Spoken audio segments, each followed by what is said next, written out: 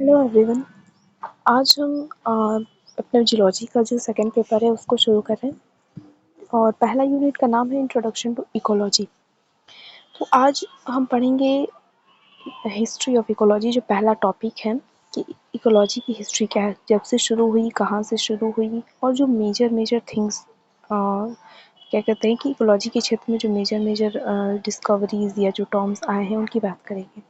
तो इकोलॉजी क्या होती है? इकोलॉजी एक कह सकते हैं कि ब्रांच है साइंस की, जिसमें साइंटिफिक स्टडी किया जाता है एक एनवायरनमेंट में रहने वाले जितने भी ऑर्गेनिज्म हैं उनका उस एनवायरनमेंट के साथ क्या रिलेशन है, ठीक, और ऑर्गेनिज्म के बीच में क्या रिलेशन है, ठीक, और जो भी ऑर्गेनिज्म है जिस एनवायरनमेंट में रह रहा है, तो और उसमें अलग अलग जो लिविंग चीज़ें हैं, लिविंग थिंग्स हैं, लिविंग ऑर्गेनिज्म हैं, तो उसको हम क्या कहते हैं कि इकोसिस्टम है, ठीक।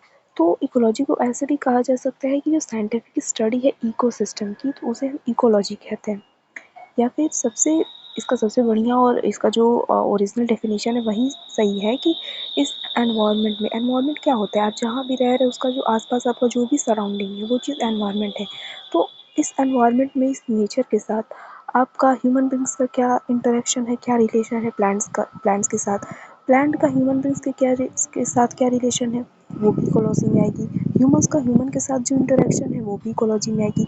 जितने ऑर्गेनिज्म है, जितने इंसेक्ट है, कुत्ता बिल्ली कुछ भी जानवर है, सबका जो भी इंटर रिलेशंस हैं, वो जो साइंटिफिक स्टडी की जाती है इस नेचर में, इस एनवायरनमेंट में, उसको कहा जाता है कि वो इकोलॉजी के अंडर आता है। तो इकोलॉजी के बारे में ये पूरा हमारा जो ये पेपर सब पढ़ना है इकोलॉजी के बारे में ही है। आज का जो हमारा टॉपिक है ना, वो हिस्ट्री ऑफ इकोलॉजी हम देखेंगे, ठीक। तो यहाँ पे इकोलॉजी की डेफिनेशन है, ठीक, क्या है कि ecology is the scientific study of interactions between different organism के बीच में जो इंटरेक्शन है वो चीज़ पढ़ते हैं हम इसमें, और बिटवीन ऑर्गेनिज्म को ऑर्गेनिज्म के साथ, एंड दियर एनवायरनमेंट और सराउंडिंग, वो जिस एनवायरनमेंट में या जिस सराउंडिंग में वो रह रहे हैं, क्या रिलेशनशिप है उनका साथ, कैसे वो इंटर रिलेट करें, इंटरेक्शन क्या है उनके साथ, यही सारी चीज़ें इकोलॉजी में पढ़ी जाती हैं। कुछ मेन 3 चीज़ें हैं जो पता रहनी चाहिए, ये कि फादर ऑफ इकोलॉजी किसको कहा जाता है, अलेक्जेंडर वॉन हैम्बर्ट को कहा जाता है, ठीक। और फादर ऑफ इंडियन इकोलॉजी जो है, यहाँ पे इंडियन ही ये होगा, father of Indian ecology professor Ramdev Mishra को कहा जाता है। और इकोलॉजी जो टर्म है ना, उसको वो दिया था अर्नस्ट हैकल ने, ठीक। ये 3 चीज़ें हैं जो पता रहनी चाहिए। इसको एक सेकेंड,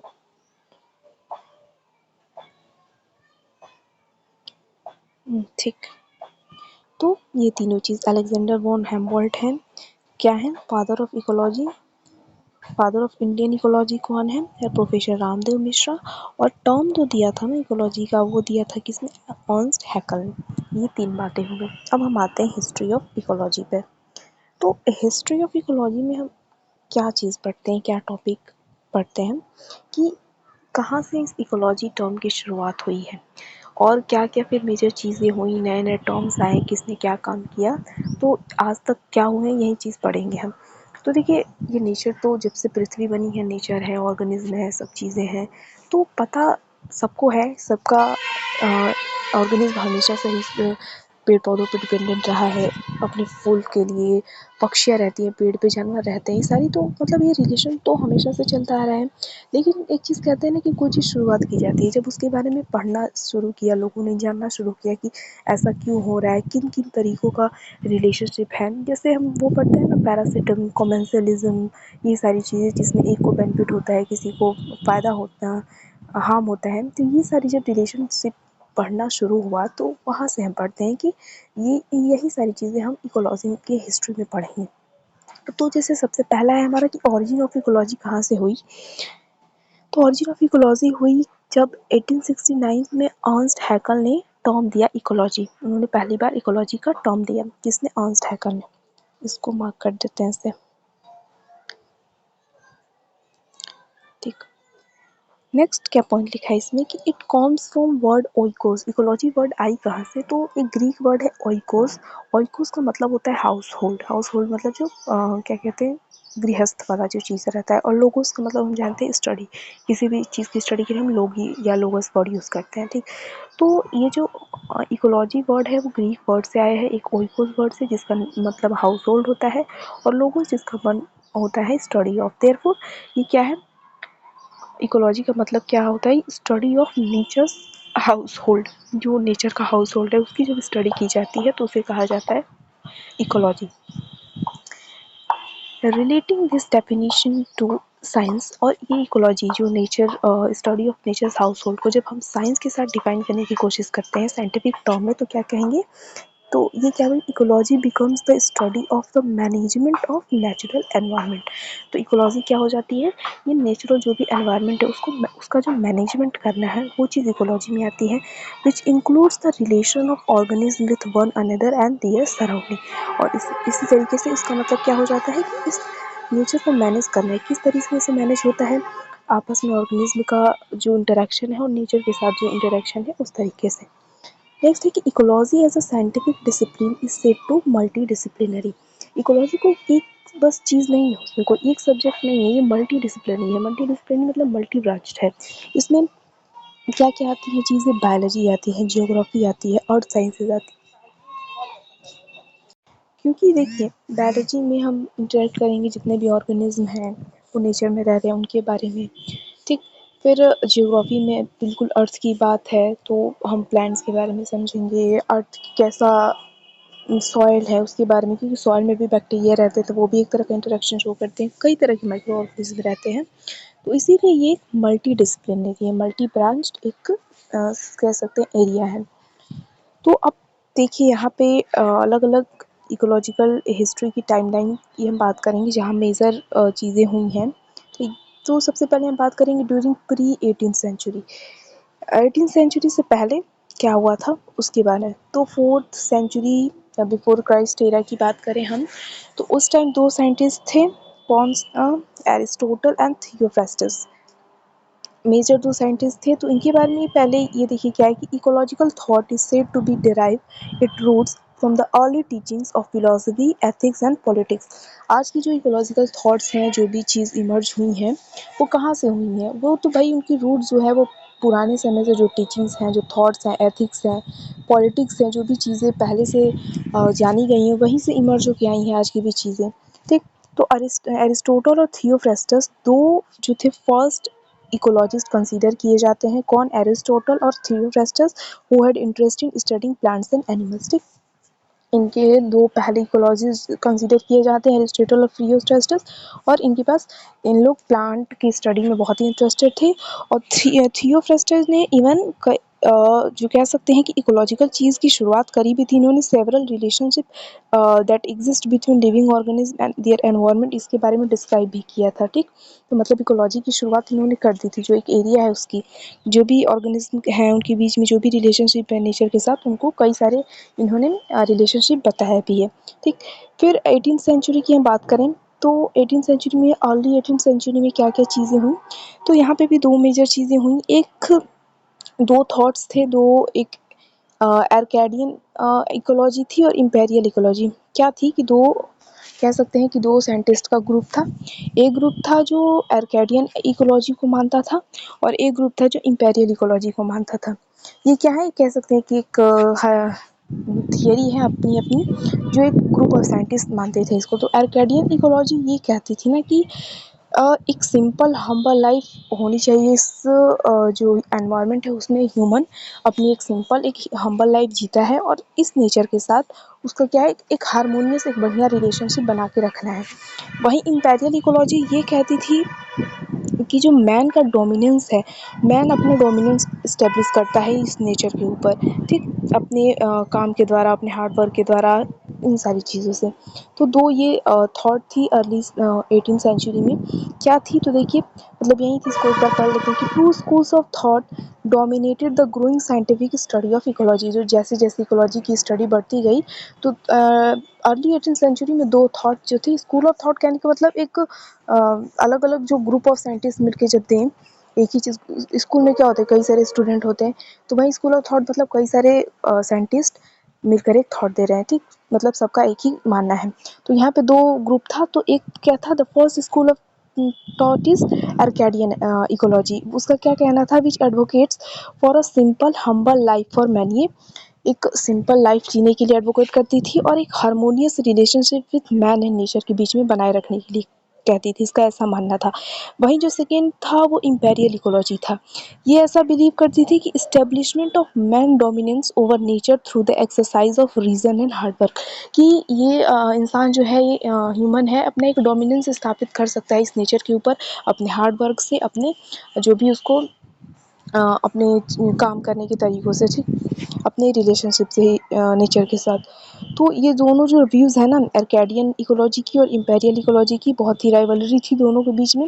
क्योंकि एक तो कह रही है कि भैया एकदम नेचर के साथ हार्मोनी बना के रहिए, कुछ भी आपको बिगाड़ने की ज़रूरत नहीं है, बढ़िया दोनों नेचर और आप प्यार मोहब्बत से रहिए। लेकिन वहीं जो इम्पेरियल इकोलॉजी है, ये कहती है कि ह्यूमन अपना डोमिनेंस बना सकता है नेचर के ऊपर, ठीक, अपने हार्ड वर्क से। तो ये दोनों राइवलरी चल रही थी और इसको एक बड़ा कह सकते हैं सपोर्ट मिला 18th सेंचुरी में, जब कैरोलस लीनियस आए। क्योंकि कैरोलस लीनियस हम जानते हैं कि बहुत बड़ा नाम है साइंस के एरिया में, ठीक, साइंस के एरिया में क्या कि तो हर चीज़ में सब लोग एक्सपर्ट थे, ठीक। तो इसको क्या हुआ ना, जब 1758 नेक्स्ट टाइमलाइन आई 1758 में, कैरोलस लीनियस आए। उन्होंने क्या किया, तो उन्होंने जानते कई सारे प्लांट्स और एनिमल्स स्पीशीज़ उन्होंने डिस्कवर करी, अपनी बुक लिखी सिस्टेमा नेचुरी। तो इकोलॉजी तो खैर प्लांट्स और एनिमल भी इन्होंने डिस्कवर किया, तो वो भी एक इकोलॉजी में चीज़ आएगी। फिर ये जो इम्पेरियल इकोलॉजी थी ना, इसको एक बड़ा सपोर्ट मिला इसका लीनियस, कैरोलस लीनियस का। कैरोलस लीनियस इम्पेरियलिज्म के बहुत बड़े सपोर्टर उस टाइम हुए। और इनके सपोर्ट की वजह से उस टाइम इम्पेरियलिज्म जो थ्योरी है, इम्पेरियल इकोलॉजी की थ्योरी, वो बहुत पूरे विश्व में डोमिनेट करने लगी थी, ठीक। उसको कई सारे लोग मानने लगे थे। वही चीज़ यहाँ पे लिखी है कि Linnaeus become a huge supporter of imperialism and because of his immense popularity, क्योंकि उस टाइम बहुत ही पॉपुलर भी थे Carolus Linnaeus, the views of imperial ecology became the dominant view with in the discipline. और उस टाइम जो imperialism की theory है इकोलॉजी वाली, क्योंकि कैरोलस लीनियस इसको सपोर्ट करने लगे थे, तो उस टाइम वो भी पॉपुलर थे, तो इनके सपोर्ट करने की वजह से ये वाली थियरी भी उस टाइम बहुत डोमिनेट करने लगी थी इकोलॉजी के एरिया में, क्षेत्र में, ठीक। तो मेजर या फिर 1758 में ये चीज़ हुआ, कैरोलस लीनियस है, उन्होंने इम्पेरियलिज्म को सपोर्ट किया। नेक्स्ट, अब ड्यूरिंग 19th सेंचुरी में क्या क्या चीज़ें हुई, ठीक। तो 19th सेंचुरी में भी दो बातें करेंगे। अर्ली 19th सेंचुरी में क्या हुआ था, तो अर्ली 19th सेंचुरी में कुछ कंट्रीज़ हैं जैसे ग्रेट ब्रिटेन, पुर्तगाल, स्पेन, ये सब भी क्या करने लगे, अपने अलग अलग प्रोजेक्ट लाते थे, चीज़ें डिस्कवर करते थे, प्लांट्स एनिमल, नए नेचुरल रिसोर्सेज डिस्कवर करी और उनके बारे में रिकॉर्ड बना के रखा। रिकॉर्ड बना के मतलब उसको डॉक्यूमेंट किया, लिख विख के रखा सब चीज़ को। तो ये हुआ। फिर नेक्स्ट मेजर 1804 में आई। 1804 में अलेक्जेंडर वॉन हम्बोल्ट आए, ठीक। Alexander von Humboldt reported an impressive number of species, particularly plants, for which he sought to explain their geographical distribution concerning geological data. तो 1804 में क्या हुआ, अगर इकोलॉजिकल टाइमलाइन की बात करें हम, तो अलेक्जेंडर वॉन हम्बोल्ट आए, उन्होंने कई सारे कई सारे नंबर में स्पीशीज़ डिस्कवर करी, प्लांट एनिमल दोनों डिस्कवर करी थी, लेकिन प्लांट का नंबर कुछ ज़्यादा था। और उन्होंने उसके बारे में क्या, उसकी जियोग्राफिकल डिस्ट्रीब्यूशन के बारे में भी बताया, उसके जियोलॉजिकल डाटा के बारे में भी बताया कि ये चीज़ स्पीशीज़ कहाँ कहाँ मिल सकती है, ठीक। 1 year after he published his on entitled idea for plant geography. और 1 साल बाद मतलब 1805 में उन्होंने अपनी एक बुक भी पब्लिश करी जिसका नाम था आइडिया फॉर प्लांट जियोग्राफी। और हमने पहले पढ़ा कि अलेक्जेंडर वॉन हम्बोल्ट को क्या किया, कंसीडर किया जाता है, फादर ऑफ इकोलॉजी। कई सारे स्कॉलर्स इनको फादर ऑफ इकोलॉजी कहते हैं, तो ये बात याद रखनी है, ठीक। नेक्स्ट जो चीज़ आई, फिर 1859 में कुछ बड़ा चीज़ हुआ। क्या हुआ, तो चार्ल्स डार्विन ने अपनी थियरी ऑफ इवोल्यूशन और एडेप्टेशन दी, ठीक। 1859 में ये मेजर चीज़ हुआ था। चार्ल्स डार्विन आए और अपनी थियरी ऑफ इवोल्यूशन और एडेप्टेशन दी। नेक्स्ट 1869 है, 1869 टाइमलाइन है हमारे पास।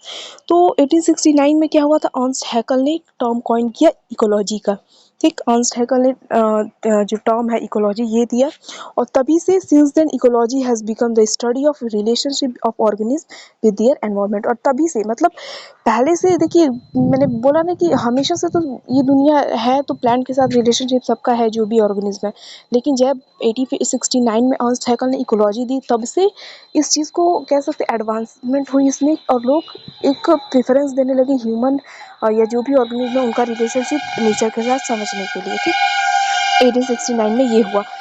नेक्स्ट आई चीज़, नेक्स्ट 1875 में हुआ कुछ, क्या हुआ कि एडवर्ड स्वेस नाम के साइंटिस्ट थे, उन्होंने पहली बार बायोस्फीयर टर्म दिया और डिस्क्राइब किया उसको, कि बायोस्फीयर क्या होता है, system composed of living organism and their environment. ये जो भी पूरा एनवायरनमेंट है और जो भी उसमें लिविंग ऑर्गेनिज्म है उसको बायोस्फीयर कहा जाता है। तो 1875 में एडवर्ड सुअर्स ने ये टर्म दिया। ठीक, फिर 1879 में क्या किया, 1879 में क्या चीज़, तो सिम्बायोसिस नाम की जो चीज़ है वो कॉन्टेक्स्ट में आई। सिम्बायोसिस मतलब हम जानते हैं कि जब लिविंग ऑर्गेनिज्म, एक या दो से अधिक लिविंग ऑर्गेनिज्म रहते हैं साथ में एक एसोसिएशन के द्वारा जिसमें फ़ायदा हो, ठीक, तो इसको सिम्बियोसिस वाली जो कॉन्सेप्ट है वो 1879 में आया। फिर 1859 में क्या हुआ, 1859 में एक साइंटिस्ट थे यूगेन वॉर्मिंग, उन्होंने क्या किया, डिसिप्लिन ऑफ बायोजियोग्राफी है, बायोजियोग्राफी का कॉन्सेप्ट दुनिया के सामने लाया।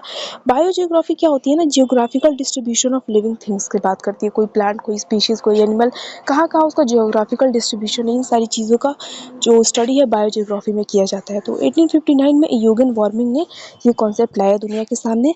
और इस डिसिप्लिन में क्या क्या पढ़ाया जाता है, एबायोटिक फैक्टर के बारे में पढ़ा जाता है, जैसे कि विंड, फायर, टेम्परेचर एक्सेट्रा, ये सारी चीज़ें पढ़ी जाती हैं। ठीक, तो ये भी इकोलॉजी का एक बहुत ही फैक्टर्स में हम पढ़ते हैं, एबायोटिक और बायोटिक फैक्टर्स, तो एक इम्पॉर्टेंट कॉम्पोनेंट है। तो ये चीज़ 1895 में हुई थी। नेक्स्ट, फिर the ecology study was greatly enhanced by the discovery of nitrogen cycle by Anton Lavoisier and Theodore de Saussure.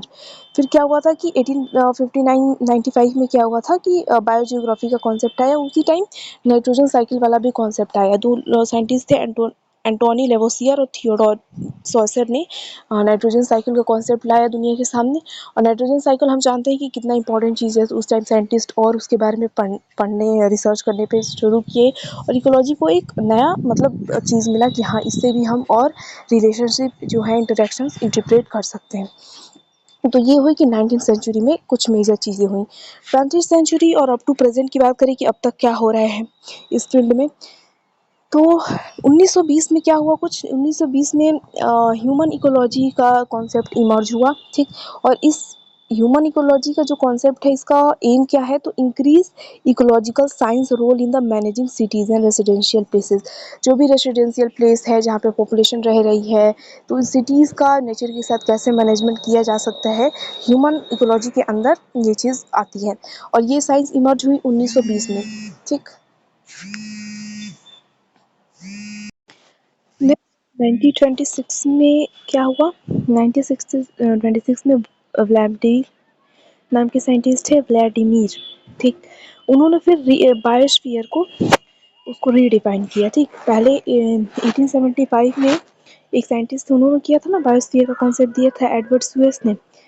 फिर 1926 में व्लादिमीर के साइंटिस्ट है, उन्होंने बायोस्फीयर को डिफाइन किया, कैसे, कि as the global ecological system, एक पूरी ग्लोबल इकोलॉजिकल सिस्टम के तौर पर बायोस्फीयर को डिफाइन किया, integrating all living beings and their interrelationship, जितनी भी लिविंग बींग्स है, एक माइक्रोब से लेकर हर तरह का, ठीक, उसका relationship including there interaction with other element, किसके साथ, और भी एलिमेंट्स के साथ, जैसे सिर्फ नेचर के साथ ही नहीं, लिथोस्फीयर, जियोस्फीयर, हाइड्रोस्फीयर, एटमॉस्फेयर, जो भी चीज़ें उन सबके साथ इंटरेक्ट करने की चीज़ों को, जो भी लिविंग ऑर्गेनिज्म हो, तो बायोस्फीयर को कहा उन्होंने।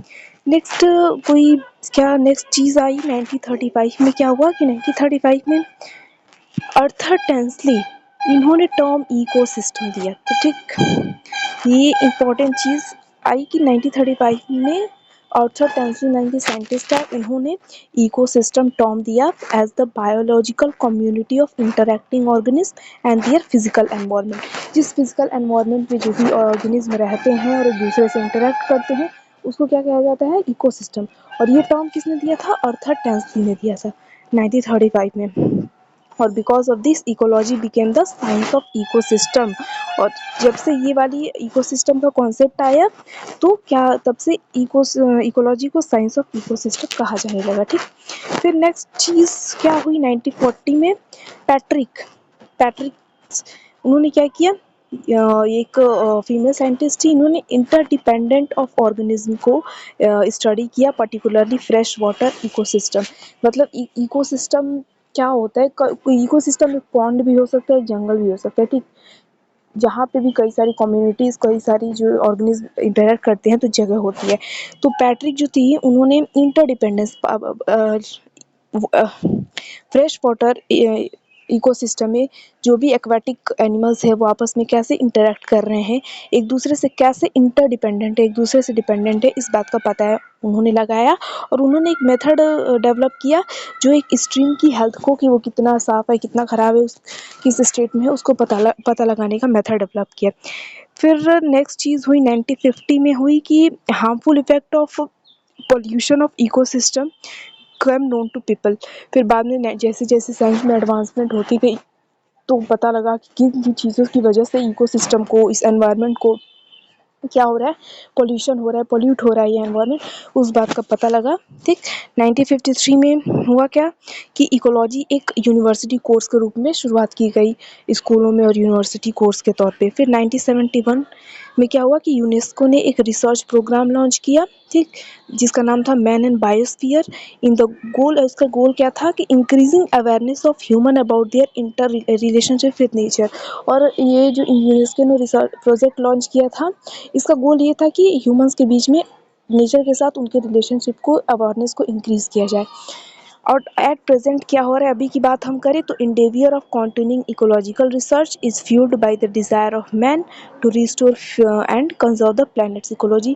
और आज के टाइम में क्या हो रहा है, नई नई चीज़ें रिसर्च की जा रही हैं, फिर डिस्कवर की जा रही हैं, और इस प्लानट की जो भी बायोडाइवर्सिटी है, इकोलॉजी है, उसको कंजर्व करने का कोशिश किया जा रहा है। मेरी क्वेश्चंस और different biological phenomenon remain unanswered to quest continues. और आज भी जैसे जैसे नई नई बायोलॉजिकल फिनोमिना, बायोलॉजिकल ये नेचुरल प्रोसेस के बारे में पता किया जा रहा है, तो अभी भी कई सारे क्वेश्चंस हैं जिसके आंसर नहीं मिले, तो उनको ढूंढने का कोशिश जो है वो जारी है। ठीक, तो ये हुआ आज का टॉपिक जिसमें हमें पढ़ना था हिस्ट्री ऑफ इकोलॉजी। तो देखिए इतने सारे जो भी ईयर्स लिखे हैं आपको याद करने की ज़रूरत नहीं है, क्योंकि हाँ इतना तो नहीं है कि हर ईयर के बारे में क्या क्या हुआ तो याद रख सकते हैं। बट जो मेजर है, जैसे किसने टर्म दिया था, फादर ऑफ इंडियन इकोलॉजी और फादर ऑफ इकोलॉजी है, और ये चीज़ याद रखिए इकोसिस्टम किसने दिया था।